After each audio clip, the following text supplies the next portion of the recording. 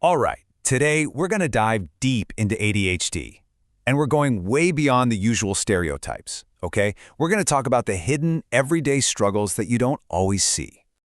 Okay, has this ever happened to you? You know exactly what you should be doing, but your brain just has other plans. This quote totally nails that feeling. And that's the thing. It's not about being lazy or not wanting to do the work. It's a genuine struggle to point your attention where it needs to go. Look, we all get sidetracked. We all have days where we feel a little restless. But for someone with ADHD, it's not just a sometimes thing. It's not a little hiccup. It's a constant, high-intensity challenge that really affects, well, pretty much everything. All right, so let's get into it. To really get what's going on, we have to step inside. We need to understand what it actually feels like to have an ADHD brain. Think about this for a second. Imagine you're trying to have a serious conversation, but there are like a dozen TVs blasting different channels all around you. That's kind of what this swarm of bees idea is getting at. Your mind is just buzzing with so many different thoughts all at once. Trying to focus on just one thing, it's not just hard, it can be absolutely exhausting. So this is where we have to bust a huge myth. A lot of people think ADHD is a lack of attention, right? But it's not. It's really about not being able to regulate your attention.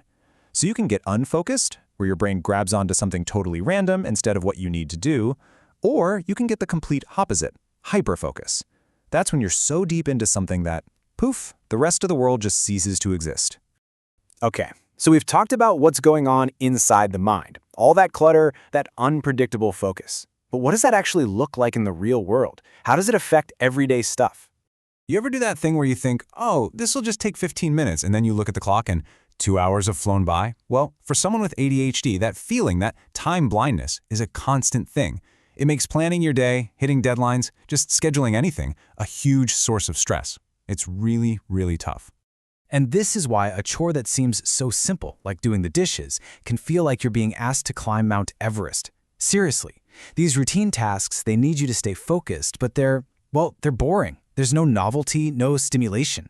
And for an ADHD brain, trying to stay engaged with something monotonous is a real struggle. And, it's not just about focus and getting things done.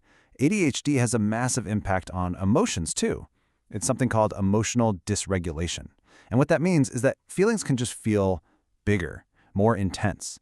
So a tiny little frustration that most people might just brush off, for someone with ADHD, that can blow up into this huge wave of anger or sadness. It makes just getting through the day that much harder. So when you put all this together, the mental clutter, the trouble with focus, those big emotions, it's no surprise that it starts to spill over into how you interact with other people. It creates a whole different set of challenges in the social world. So why is that? Why can being around other people, something we're all wired to do, become so incredibly challenging? Well, think about it. That swarm of bees in your head makes it really hard to just listen and follow a conversation. Then there's the impulsivity, which can mean you accidentally interrupt people or just blurt something out without thinking. And remember hyperfocus? You might get so zoned in on something that you completely forget you had plans with a friend. None of this is meant to be disrespectful, of course. They're symptoms. But you can see how easily it could be taken the wrong way, and how that would put a strain on relationships. And then there's another layer to this. It's called rejection sensitivity. This means that even the thought of being criticized or rejected can be, physically painful. It's an incredibly intense emotional response. So it's not about just being overly sensitive.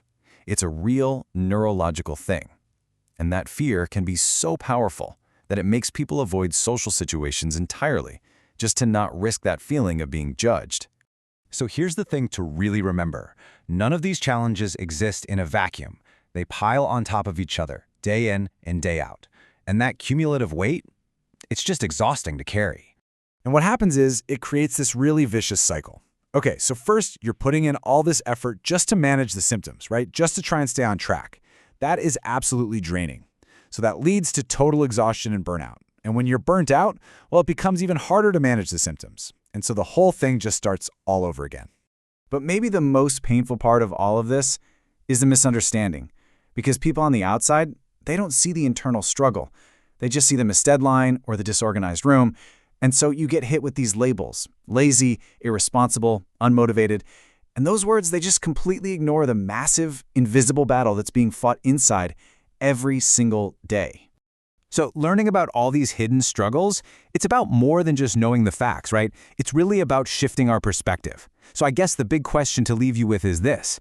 Now that we see what's really going on beneath the surface, how can we start to replace that judgment with some real empathy, with real support for the people we know who are navigating these challenges?